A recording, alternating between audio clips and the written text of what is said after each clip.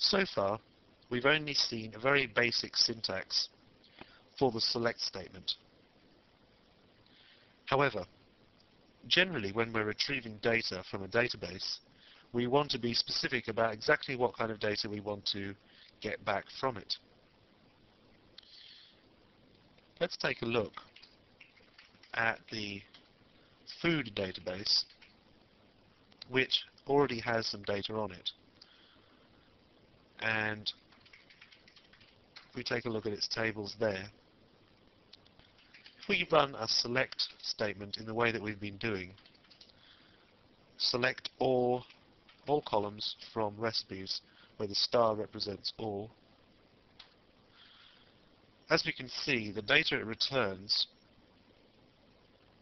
is not in a format we want for two different reasons. One reason is that it's included every row in the table, and the other reason is that because it's shown all the columns, the formatting has been messed up for the MySQL monitor,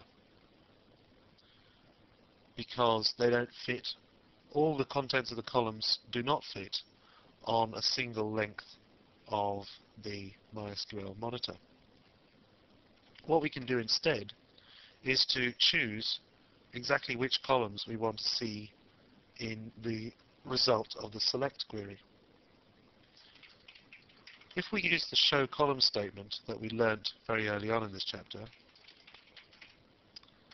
then we can get a list of the columns that constitute the recipes table. We can then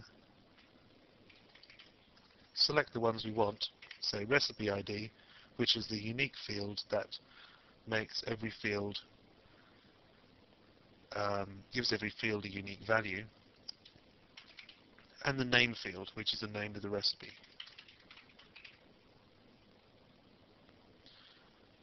If we do this, we get a much more readable output.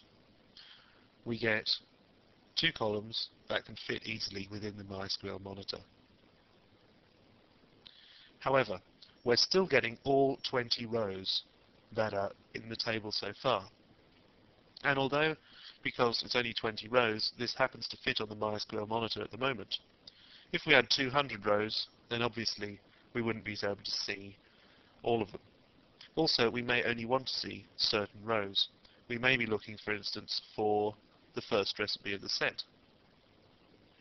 To get the first recipe of the set,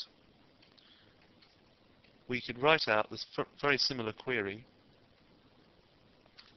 but we add a where clause on the end.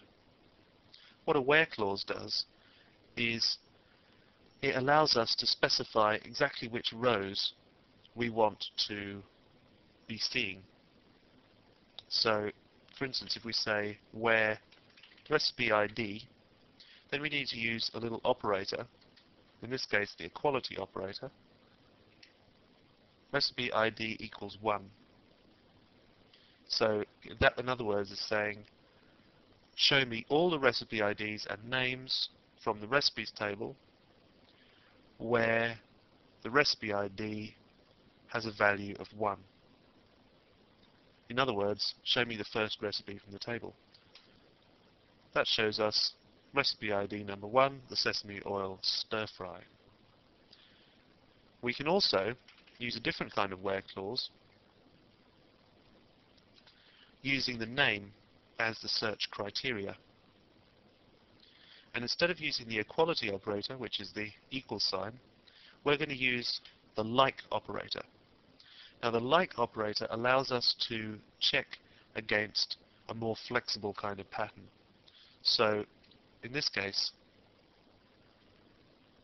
we're going to include a string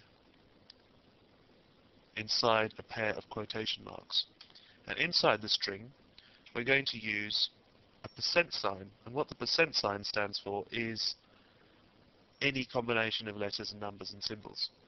So effectively, when we type in the search word, in this case roast, and enclose it between two of these percent signs, what we're effectively saying is if the string roast, R-O-S-T, ROAST, occurs anywhere within the record in the name column, then return that row. Otherwise, don't return that row. So essentially we're looking for any recipes that include the word roast in the title. As we can see, it accurately found the 2 recipes that contained the word roast. Of course, there's a lot more to select statement than this. It's extremely powerful, and there's a whole raft of different configurations that we can use to create more and more powerful select statements and thus make very effective queries in SQL. However, we're going to look at these over the movies and chapters to come. This is the basic syntax for the select statement. In our next movie, we're going to look at ways to update existing data.